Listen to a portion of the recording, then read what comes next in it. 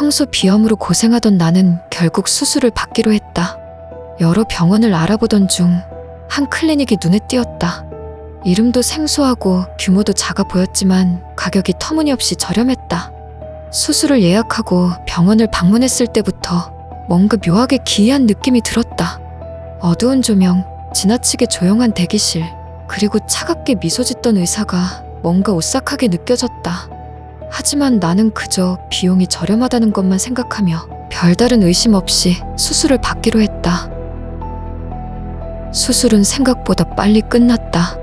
마취가 깨고 일어났을 때 코안이 약간 불편하긴 했지만 전반적으로 수술은 성공적인 듯 보였다. 의사는 나에게 회복을 위해 복용할 약을 처방해 주었고 주의사항을 설명한 뒤 곧바로 병원을 떠나라는 듯한 태도를 보였다. 약을 건네받고 집으로 돌아오는 길에 나는 어쩐지 마음이 불편했다. 병원의 분위기가 아무래도 이상했지만 어쩌면 그저 내 기분 탓일 거라고 애써 자신을 안심시켰다. 처음 며칠 동안은 별다른 이상이 없었다. 코는 조금씩 회복되어 가는 것처럼 보였고 처방받은 약을 복용할 때마다 숨쉬기가 한결 편해졌다. 점차 코가 회복되면서 내가 평소에 느끼지 못했던 것들이 느껴지기 시작했다. 냄새들이 더 뚜렷해졌고 처음엔 그저 좋아진 후각에 감탄했다. 커피의 풍미가 더 진하게 느껴지고 음식의 향도 깊게 다가왔다. 하지만 그 평화는 오래가지 않았다. 점차 후각이 과도하게 발달하며 나는 점점 냄새에 압도당하기 시작했다. 지하철을 타면 사람들의 채취가 너무나 강렬하게 느껴졌다. 누군가가 지나가기만 해도 그들의 숨결과 머리카락, 땀 냄새가 내 코를 파고들었다. 그 향들은 단순한 냄새가 아니라 마치 살갗을 파고들어 내 몸을 헤집어 놓는 것 같았다. 숨을 쉬는 것조차 고통이 되었다. 냄새가 내 폐 깊숙이 스며들며 내 뇌를 휘젓는 것 같았다. 나는 숨이 막혀 손으로 코를 막아보았지만 아무 소용없었다. 그 어떤 방법도 그 끔찍한 냄새로부터 나를 지켜주지 못했다. 시간이 갈수록 냄새는 더욱 강렬해졌고 나는 공포에 휩싸였다. 나는 약 복용을 중단했지만 상황은 나아지지 않았다. 냄새는 점점 더 강렬해졌고 나는 결국 병원을 다시 찾기로 했다. 하지만 그곳에 도착했을 때 병원은 텅 빈 폐건물이었다. 폐업한 줄 알고 주변 상가에 물어봤지만 그 병원은 애초에 존재하지 않았다고 했다. 심지어 내가 갔던 주소조차 맞지 않았다. 모든 게 뒤죽박죽이었다. 분명 나는 그 병원에서 수술을 받았는데 어째서 그 병원이 아예 존재하지 않았다는 걸까? 결국 나는 병원을 찾는 것을 포기하고 집으로 돌아가 잠을 청했다. 하지만 그날 밤 잠결 속에서 끔찍한 악몽을 꾸었다. 수술대 위에서 웃던 의사의 얼굴은 일그러져 있었다.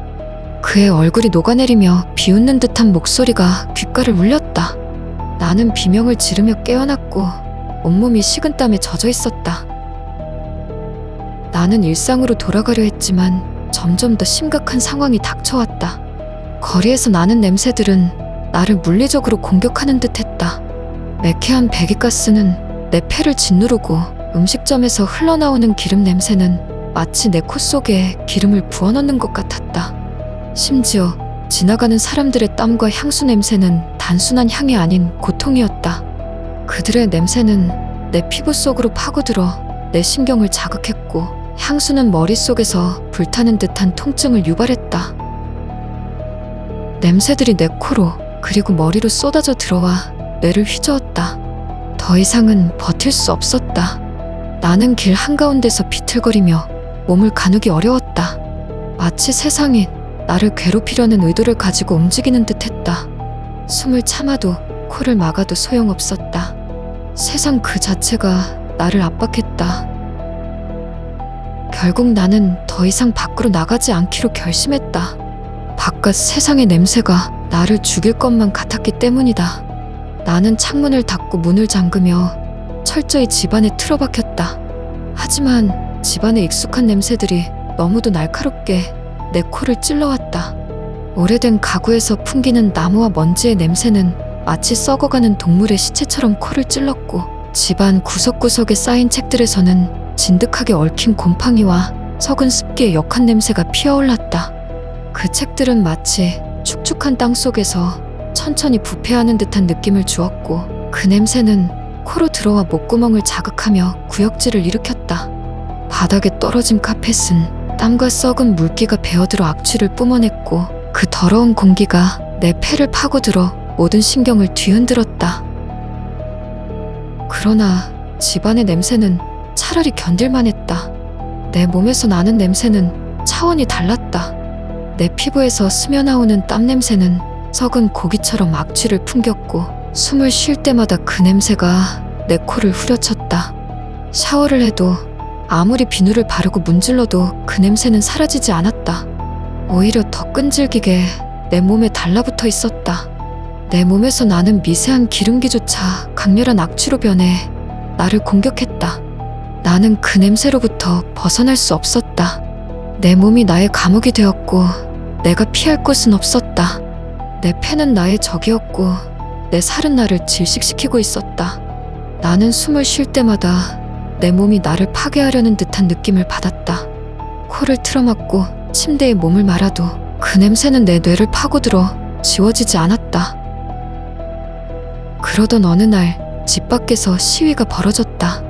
수백 명의 사람들이 몰려들어 소리를 지르고 몸을 흔들며 끊임없이 채취를 뿜어냈다. 그들의 땀 냄새는 썩은 고기처럼 따갑게 코를 찔렀고 담배 냄새는 폐 속에 타르르 쏟아붓는 듯 진하게 스며들었다. 하지만 그뿐만이 아니었다. 그들이 내뱉는 숨결에서는 썩어가는 이빨과 입안에서 발효된 음식물 찌꺼기의 냄새가 흘러나왔고 오래된 옷에서는 눅눅하게 찌든 곰팡이 냄새가 퍼졌다. 바람에 실려온 그 혼합된 악취는 공기를 뒤덮으며 창문 틈새로 스며들었고 그 악취는 거침없이 내 폐 속으로 파고들었다. 숨을 쉴 때마다 그 냄새는 내 코를 통과해 목구멍을 긁으며 내려갔고 나는 속이 뒤틀리는 구역질을 참아낼 수 없었다. 나는 미친 듯이 창문을 닫고 커튼을 당겼다. 하지만 소용없었다. 냄새는 이미 내 방 안을 가득 채웠고 나는 점점 더 절망감에 휩싸였다. 마스크를 찾아 얼굴에 감싸쥐고 심지어 이불까지 뒤집었으며 온몸을 꽁꽁 싸매보았지만 냄새는 내 살을 뚫고 들어오는 듯했다. 손으로 코를 틀어막고 벽에 기대어 몸부림쳤지만 그 어떤 노력도 소용없었다. 나는 공기 중에 떠도는 악취를 피하기 위해 온 방을 돌아다니며 발버둥 쳤다. 방 한구석에 주저앉아 벽에 머리를 찌으며 냄새를 떨쳐내려 했지만 그저 코 안으로 더 깊이 파고들어오는 냄새들에 머리가 터질 듯했다. 나의 모든 움직임은 절망으로 뒤덮였고 마치 내가 몸부림칠수록 냄새는 더 가까이 나를 덮쳐오는 것만 같았다. 나는 더 이상 견딜 수 없었다. 온몸이 탈진하고 숨을 쉬는 것조차 고통스러웠다. 비명을 지르며 몸부림쳤지만 그조차도 무의미하다는 사실을 깨달았다. 모든 시도는 헛수고였고 나는 점차 냄새와 싸우는 것을 포기하기 시작했다. 이제는 몸을 웅크리고 떨리는 손으로 머리를 감싼 채 공허한 눈으로 방을 바라볼 뿐이었다. 나의 이성이 점점 무너져갔다. 머릿속에서 울려 퍼지는 비명소리가 점점 커졌고 나는 그것을 멈출 수 없었다. 마지막 남은 힘으로 비명을 질렀고 내 목소리는 방 안에 메아리 쳤지만 나조차 그 소리가 의미 없다는 것을 알고 있었다. 의식은 점점 흐려져 갔고 현실과 악몽이 뒤섞인 듯한 혼란 속에서 나는 천천히 무너져 갔다. 나의 마지막 남은 감각은 점차 사라졌고 나는 그 냄새 속에서 완전히 미쳐버렸다.